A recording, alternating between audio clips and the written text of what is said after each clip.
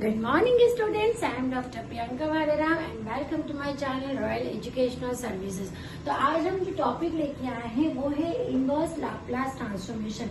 Laplace transformation की मेरी पूरी प्लेलिस्ट है जिसमें मैंने लाप्लास ट्रांसफॉर्म क्या होते हैं, उसकी कौन कौन सी प्रॉपर्टी होती है, उससे रिलेटेड क्वेश्चंस जो हैं ये सारे उसमें अपलोड करके रखे हुए हैं।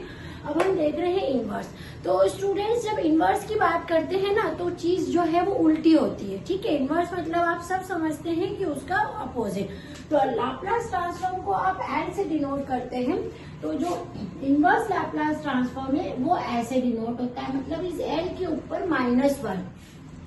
तो ये इंडिकेट करता है कि ये इनवर्स लाप्लास ट्रांसफॉर्म है। अब जैसे किसी भी फंक्शन का लेना है, जैसे कि सपोज एफ ऑफ एस जो है वो कोई भी एक फंक्शन है, इसका इनवर्स लाप्लास ट्रांसफॉर्म आपको लेना है। मतलब कुछ एक नया फंक्शन आएगा, वो कैसे फॉर्म में होगा, एफ ऑफ पी के, ठीक है। मेरे लाप्लास वाला जो प्लेलिस्ट है उसमें जब मैंने वेरी फर्स्ट टॉपिक आपको लाप्लास की डेफिनेशन में पूरी बता चुकी हूँ, तो जस्ट आप उस डेफिनेशन पे जाएंगे और इसको देखेंगे तो आप क्या पाएंगे कि दो लाप्लास का डायरेक्ट इनवर्स जो होता है उसी का फॉर्म मैंने यहाँ पर लिखा हुआ है, ठीक है। तो Laplace inverse of curly bracket में F of S is equal to F of P, ये हमारा इनवर्स लाप्लास ट्रांसफॉर्मेशन है, ठीक है। अब जैसे कि लाप्लास ट्रांसफॉर्म की प्रॉपर्टी होती है वैसे ही इनवर्स लाप्लास ट्रांसफॉर्म की भी सेम टू सेम वही प्रॉपर्टीज होती है। जैसे लाप्लास में हमने पहली प्रॉपर्टी देखी थी लीनियरिटी या फिर लीनियर प्रॉपर्टी, है ना। दोनों टाइप से बुक्स में लिखा रहता है लीनियर प्रॉपर्टी, है ना। अब उस समय भी हमने लीनियर प्रॉपर्टी देखी थी तब मैंने आपको बताया था इसके अंदर कुछ फंक्शन रहते हैं, कुछ कांस्टेंट रहते हैं, वो इक्वली लाप्लास के साथ डिस्ट्रीब्यूट होता है। सेम इधर आएगी, पहले तो हम इनवर्स लिख लेते हैं, ठीक है। ये इनवर्स लिख लिया। अब इसके अंदर भी कुछ फंक्शन है, जैसे कि ये कांस्टेंट है आपके पास में, तो आपका f1s फंक्शन है, फिर c2 f2s, ये है ना। अब क्या करना है, लीनियरिटी प्रॉपर्टी यानी ये लाप्लास इनवर्स इसके साथ भी होगा, ये लाप्लास इनवर्स इसके साथ भी होगा, है ना। तो हम यहाँ लिखते हैं Laplace of c1 f1s plus Laplace inverse of c2 f2s, ठीक है। इक्वली डिस्ट्रीब्यूट हो गई। अब ये जो कांस्टेंट है ना इसको बाहर निकाल लेते हैं, तो c1 Laplace inverse of f1s plus c2 यहाँ लिख दिया लाप्लास इनवर्स ऑफ f2s, ठीक है। अब ये जो फंक्शन है ये फॉर्मूला है कि आपके पास जो लाप्लास की जो आपके लाप्लास के फॉर्मूला है ना उसी के अपोजिट जो है वो इनवर्स के भी आपके फॉर्मूले होंगे। तो यहाँ जो भी आपका फंक्शन आएगा उसका इनवर्स लाप्लास ट्रांसफॉर्म हो जाएगा, उसके साथ में ये आपका कांस्टेंट c1 c2 चलेगा। तो ये जो है इसकी फर्स्ट लीनियरिटी प्रॉपर्टी है इनवर्स लाप्लास ट्रांसफॉर्म की। अब जैसे कि उसमें होती थी first shifting property, as it is जो है वो इसमें भी होगी first shifting property of inverse Laplace transform. Inverse Laplace transform की भी फर्स्ट शिफ्टिंग प्रॉपर्टी होगी। तो इसमें हमको सबसे पहले तो हम यही मेंशन करेंगे, Laplace inverse of F of S is equal to F of P है।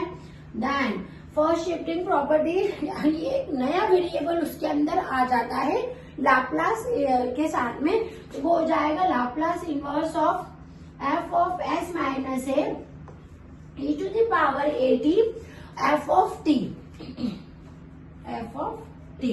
और यही लाप्लास में भी शिफ्टिंग प्रॉपर्टी थी, इसमें भी कि यदि लाप्लास इनवर्स जो है, इसको सही से लिख देते हैं, यदि लाप्लास इनवर्स है f of s का f of p है, तो यहाँ पर यदि एक दूसरा वेरिएबल जो है माइनस हो जाता है, यदि इस s के साथ में जैसे s माइनस ए हो जाए तो उसका जो लाप्लास इनवर्स है वो कैसा होता है, ये जो a है इस एक्सपोनेंशियल के फॉर्म में e to the power at में चला जाता है और यहाँ पर आ जाता है f of t। तो ये इसकी फर्स्ट शिफ्टिंग प्रॉपर्टी है इनवर्स लाप्लास ट्रांसफॉर्म की। अब इसकी सेकेंड शिफ्टिंग प्रॉपर्टी भी होती है, जैसे कि लाप्लास ट्रांसफॉर्म में थी, सेम एज इट इज सारी प्रॉपर्टी जो है वो इनवर्स की भी होती है। इसकी सेकेंड शिफ्टिंग प्रॉपर्टी हम लिखेंगे, और चेंज ऑफ स्केल, दोनों प्रॉपर्टी इसके अंदर होती है। और थर्ड प्रॉपर्टी है इसकी सेकेंड शिफ्टिंग